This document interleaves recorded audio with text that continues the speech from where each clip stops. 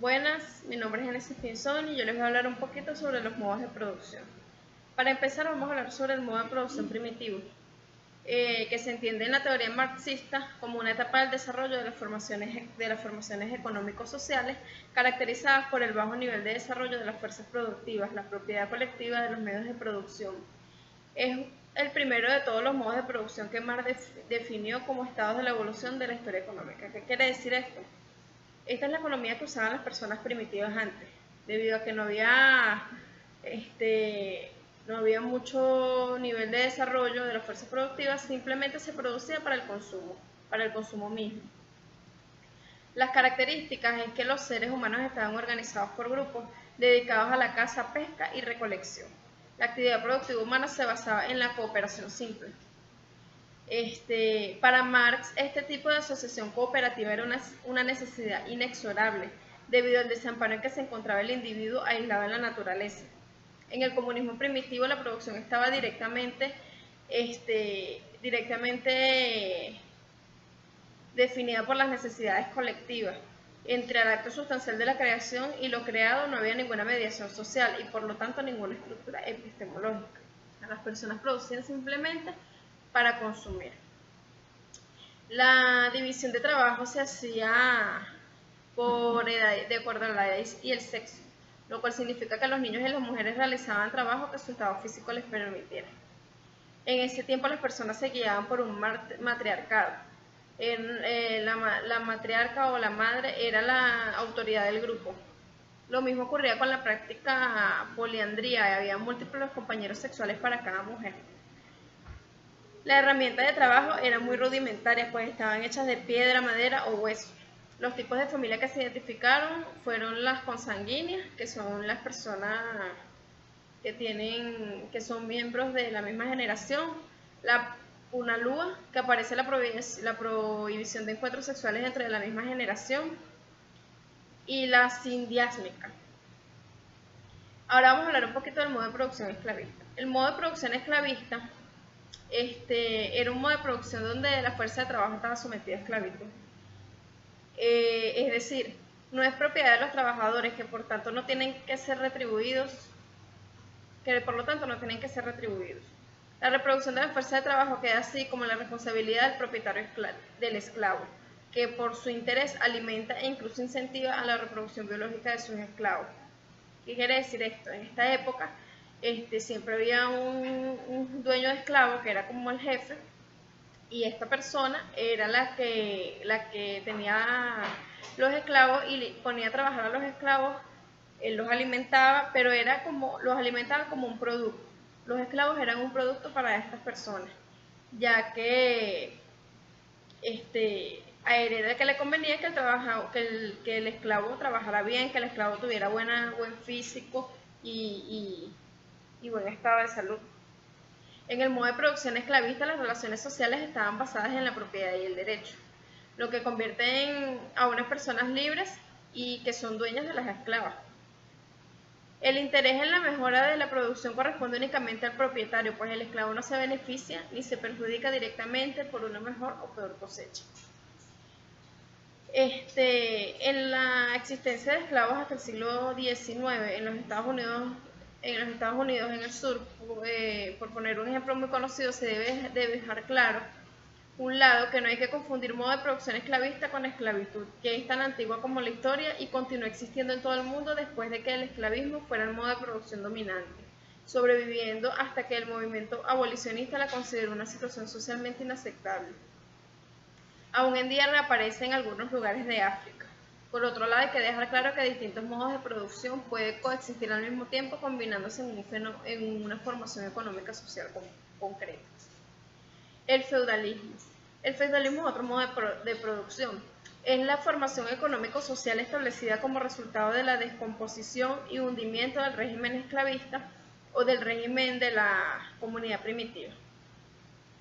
Generalmente la sociedad feudal estaba constituida por los señores feudales, que eran los dueños de las tierras, y por los campesinos.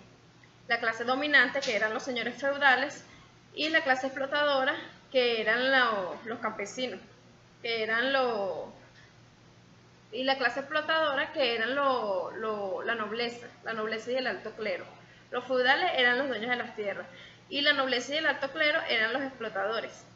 Dentro de la clase dominante existía una división jerárquica en estamentos, una subordinación de los pequeños señores feudales,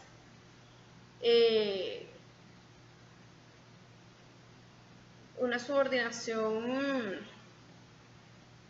de los pequeños señores feudales a los de mayor poderío. La Iglesia era una gran potencia feudal. Los campesinos explotados carecían de derechos políticos y jurídicos. En las ciudades la masa principal de la población se hallaba constituida por maestros, oficiales, aprendices y trabajadores no calificados. Relaciones de producción. La base de las relaciones de producción dominante bajo el feudalismo era la propiedad del señor feudal sobre los medios de producción. En primer lugar, sobre la tierra y la propiedad incompleta sobre el trabajador, la cual se expresaba en diversos tipos de dependencia personal del campesino respecto a su señor. Bajo el feudalismo, las fuerzas productivas solo podían desarrollarse sobre la base del trabajo de los campesinos dependientes, quienes poseían su hacienda, instrumentos de trabajo insignificantes y se sentían algo interesados materialmente en el trabajo. El modo de producción capitalista. El modo de producción capitalista es uno de los modos de producción que Marx definió como estados de la evolución de la historia económica, definidos por un determinado nivel de desarrollo de las fuerzas productivas y una fuerza particular de relaciones de producción. Es el siguiente modo de producción capital monetario, y en la predicción del futuro implica que las tesis marxistas, su lógica interna, le conducirán a su desaparición y sustitución por un modo de producción socialista. Las economías capitalistas se caracterizan porque hay competencia, hay demanda, hay medios privados de producción, hay moda, hay competitividad, hay propiedad privada de cualquier tipo de cosa. La clave de la concepción marxista del capitalismo está en los conceptos de alienación y de plusvalía. La plusvalía se consideraba como la ganancia que obtenía el capitalista con el trabajo de un asalariado. O sea, el valor incorporado por el trabajador asalariado al producto que excede en el valor que representa el salario. Es la teoría de valor-trabajo. En esa diferencia de valor estrió para Marx el beneficio del capitalista, puesto que es el que realiza el valor de lo producido mediante la venta en el mercado, que genera un precio que ha de ser superior al costo de producción, si es que la actividad económica ha sido exitosa. Otras características, bueno, que la producción se lleva a cabo para el intercambio y la circulación en el mercado. Los dueños de los medios de producción son la clase dominante. Una clase definitoria del capitalismo es la dependencia en el trabajo asalariado para un gran segmento de la población, y las entradas y las salidas de la producción son principalmente de propiedad privada, los bienes y servicios adquiridos en el mercado de un precio. El mercantilismo. Se denomina mercantilismo un conjunto de ideas políticas o ideas económicas de gran pragmatismo que se desarrollaron durante los siglos XVI y la primera mitad del siglo XVIII en Europa. Se caracterizó por una fuerte intervención del Estado en la economía coincidente con el desarrollo del absolutismo monárquico. Las relaciones entre el poder político y la actividad económica, la intervención del Estado y el control de la moneda, en esto fue en lo que se centró el mercantilismo.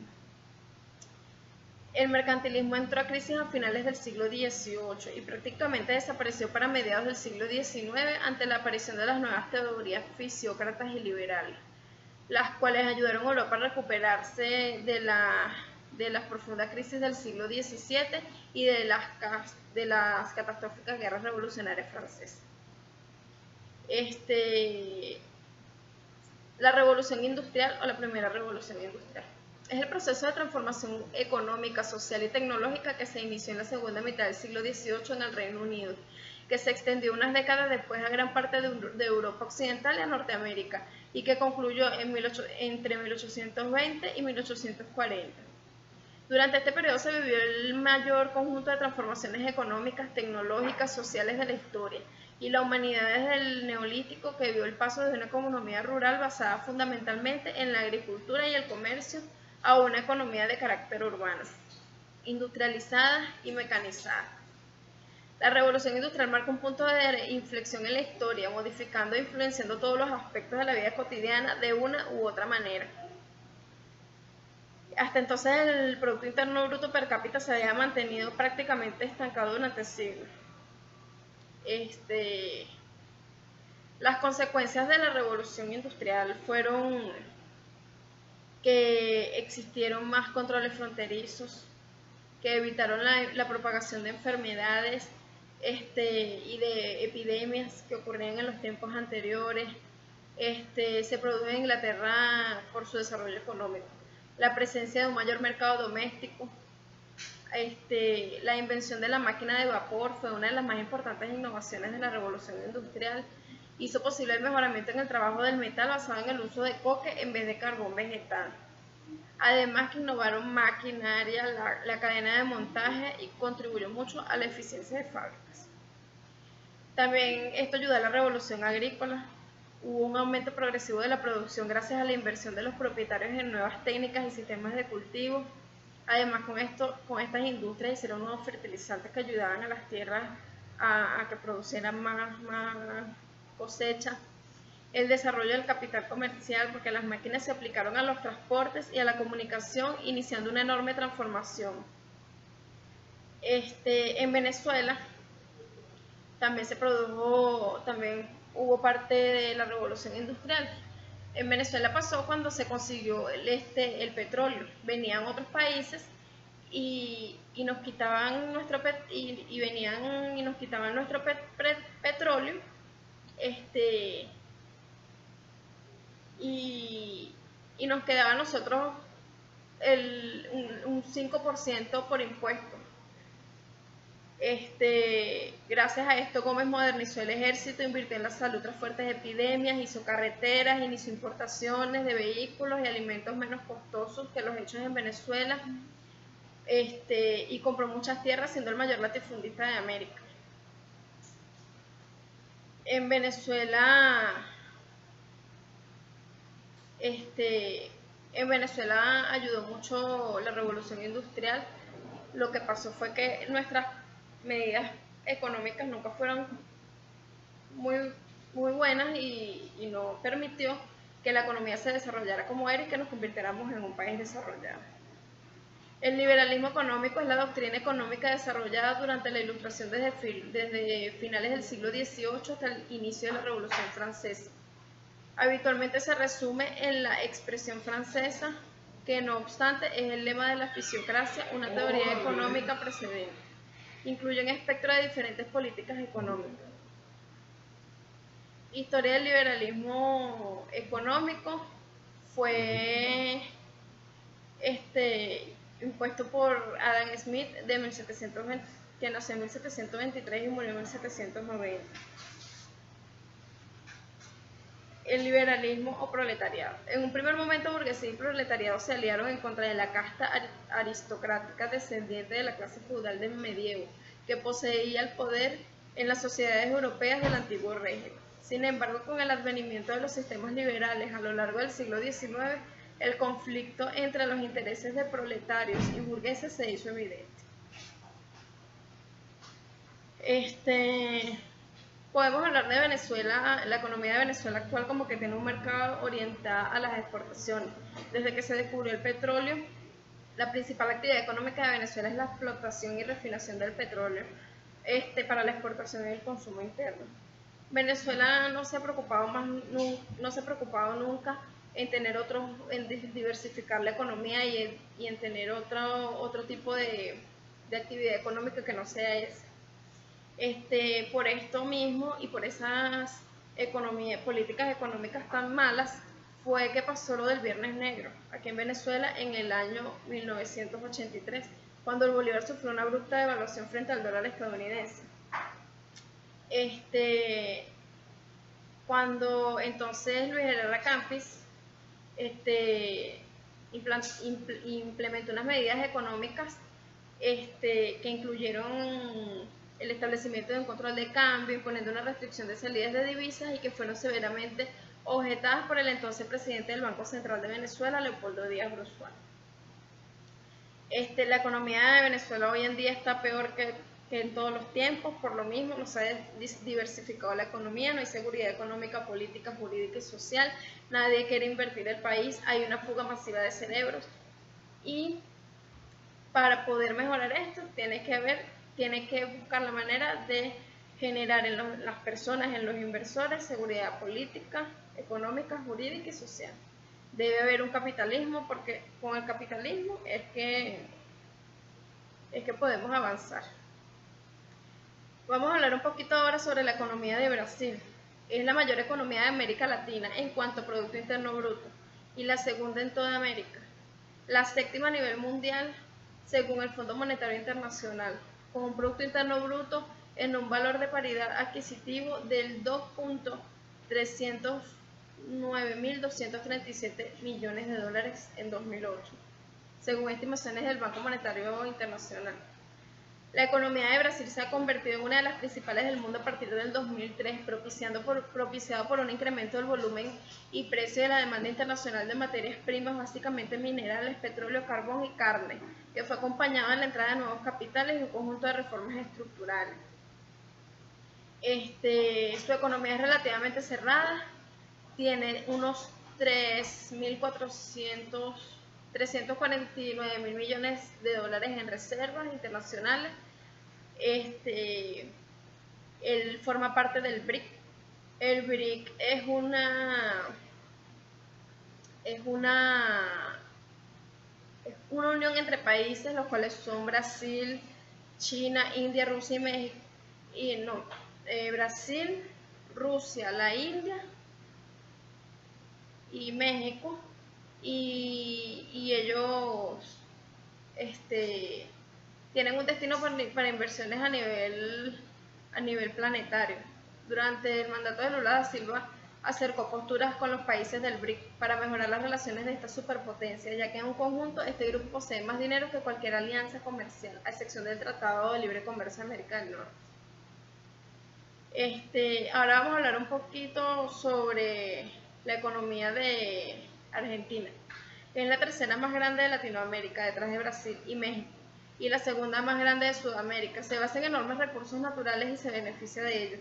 Tiene un sector orientado a la explotación e importación de recursos naturales. Ellos se especializan en el sector agrícola, producen alimentos agropecuarios y es tradicionalmente uno de los puntales de las exportaciones argentinas. También producen en el sector fruti-hortícola. El país también destaca a nivel mundial por la producción de frutas y hortalizas, que constituyen un 3% de las exportaciones totales. También producen petróleo y minería. Es el segundo producto de exportación argentino. Es el petróleo, el gas natural y los productos petroquímicos, responsables de un 20% del total del Producto Interno Bruto. Tienen industria pesquera, forestal y maderera. El mar argentino está ubicado sobre una extensa plataforma submarina muy rica en recursos pesqueros. La industria pesquera junto con la pesca aumentó las ventas al exterior en los últimos años. La industria manufacturera y construcción. También Argentina es el sector que más valor, en Argentina la industria manufacturera es el sector que más aporta al Producto Interno Bruto con un 23% del total. En Buenos Aires es el área industrial más importante del país, donde se concentra la mayor cantidad de industrias importantes del país. En Argentina también se ha producido últimamente industrias de alta tecnología. Se ha dado un importante desarrollo de la industria electrónica, electromecánica y luminotécnica. El 70% de las empresas de este sector son exportadoras. Se espera que en unos años exporte 700 millones de dólares a más de 60 países. Argentina es el único país del continente americano, junto con Estados Unidos, que produce y exporta satélites. Además produce chips de alta tecnología y es, junto con Estados Unidos, Inglaterra, Francia y Rusia, uno de los productores mundiales de turbinas aeronáuticas que exporta a México y Estados Unidos. Aparte de esto, se ha unido a partir del 2003 a la industria farmacéutica, que incrementó la producción más del 273% y las ventas al exterior crecieron 193%. Estamos hablando de biotecnología en Argentina. Y también tienen industria turística. En 2011 Argentina recibió más de 5.8 millones de turistas de acuerdo a la Organización Mundial del Turismo. Es el país más visitado de Sudamérica y el segundo más visitado de toda América Latina. Entonces, ¿qué queremos hacer ver con estos países que son tan grandes potencias? Bueno, que podemos llegar a ser como ellos porque tenemos mano de obra calificada, de repente no tenemos ventajas comparativas, tantas ventajas comparativas como ellos, pero sí podemos llegar a ser igual que ellos, si se garantiza una seguridad política, económica, jurídica y social. Esto fue todo y espero que les haya gustado.